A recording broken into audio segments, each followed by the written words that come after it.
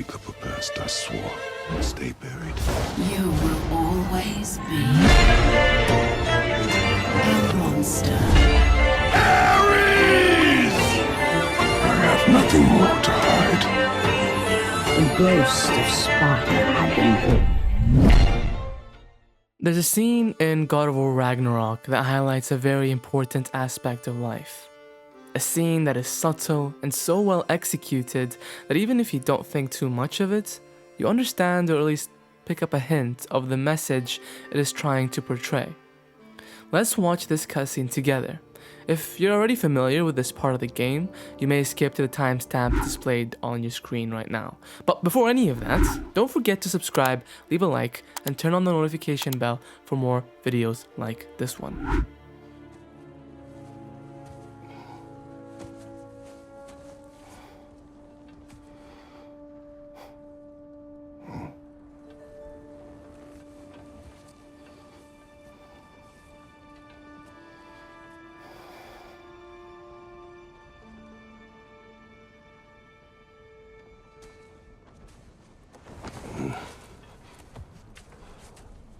Can I sleep here tonight?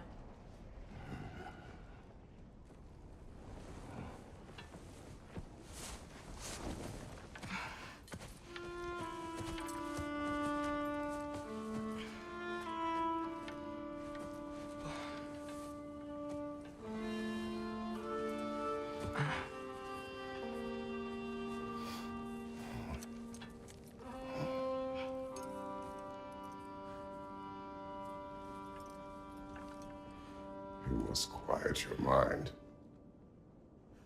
I can't.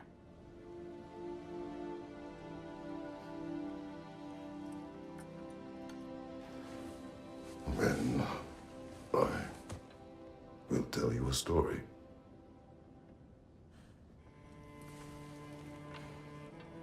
If I fall asleep, promise you'll finish it tomorrow?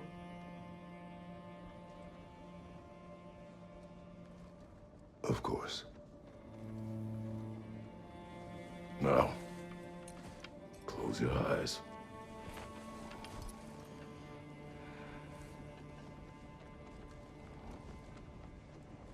There was an old man who chopped wood for his village. Every evening he bore the logs on his back and delivered them to his people. But the logs were heavy, and he grew weaker as time went. And one day, he threw down the logs as he could no longer bear their weight.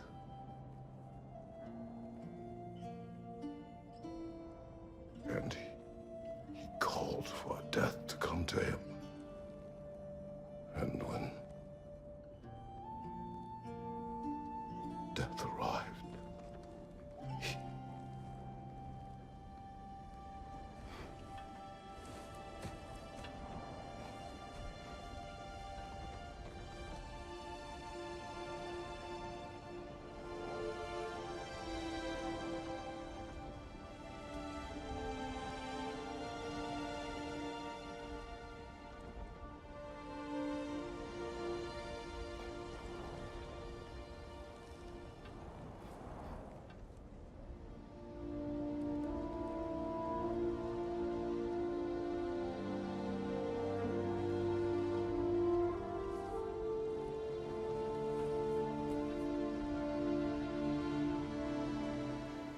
In the captivating world of God of War Ragnarok, we witness a profound and emotional scene that exemplifies the bond between two pivotal characters, Kratos and Atreus.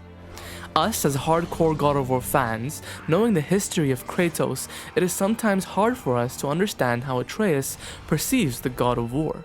To Atreus, Kratos is simply his father, a man who would protect you, a man who you would strive immediacy to when things are out of control.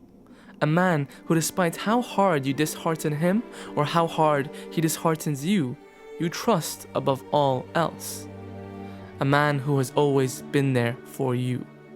Kratos has always been there for Atreus. Throughout their journey, Kratos has consistently been a pillar of strength for Atreus. He has consistently shown up, even when Atreus has made mistakes. Atreus, having his father around, brings a sense of safety and comfort that transcends the chaotic world they inhabit. This part of God of War Ragnarok is not just a cutscene in a game, but a reflection of our lives. It doesn't matter how old you are, the ability to lean on our parents for support can be a powerful and transformative experience that shapes our self-esteem and individuality. It is something that Atreus will draw upon his entire life as he builds his identity and finds his own way. Even in the face of loss, the profound impact of a parent's influence endures. When a parent passes away, their memories and teachings resonate within us, guiding our decisions and offering solace during difficult times. You draw upon what you think they would have said. You find yourself reminiscing about your parents even when they're not around. But Atreus is a teenager choosing to stay in Kratos' tent when he was given the ultimate acknowledge of his autonomy, of having his own tent before a war. For Atreus to walk in and tell Kratos that he wants to sleep in his tent, that he has a hard time calming his mind and he needs his father. That's the culmination of what Kratos has been trying to create. It is a testament to Kratos' growth as a character, realizing he can be more than the destructive monster he once saw himself as. For Kratos, this is a reminder that he is needed. It is a reminder that he can still do something different for himself, for his son. Atreus' unwavering love and reliance on him serves as a catalyst for Kratos to reflect on his actions and reconsider the narrative he had spun for himself. Kratos took care of Atreus to the point where, despite the circumstances that they were in, despite the fact that they were on the verge of war, Atreus wanted to spend time with his father in that tent. Kratos wanted to die many times, and he has died, but he is glad that now he is not, because now he has Atreus and this relationship he has created. For Atreus to fall asleep immediately portrays the level of safety that has been cultivated. This is a reminder to Kratos that his son does not see him the same way he sees himself. To Kratos, this could mean that he may stop seeing himself as a monster. Maybe he doesn't have to be a destroyer anymore, but perhaps a rebuilder. You don't have to be remembered by everybody, or even by yourself, the way you were desperately afraid everyone would remember you as. Kratos has made an effort. At any point in time, you can choose to be different. You are not a slave to your narrative. You do not have to keep doing things the way you are because that's how you see yourself.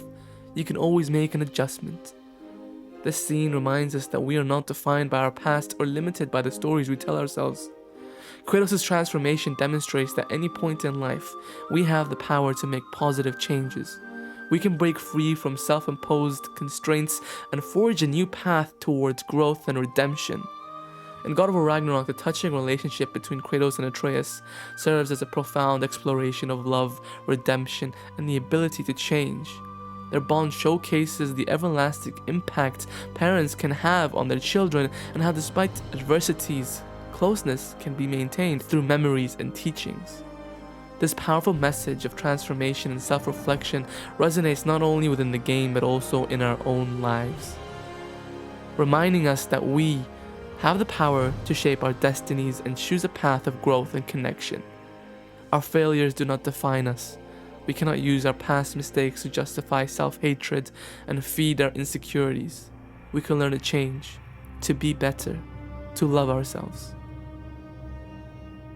Now, before I end this video, I need to clarify that this video is hugely inspired by Dr. Mick.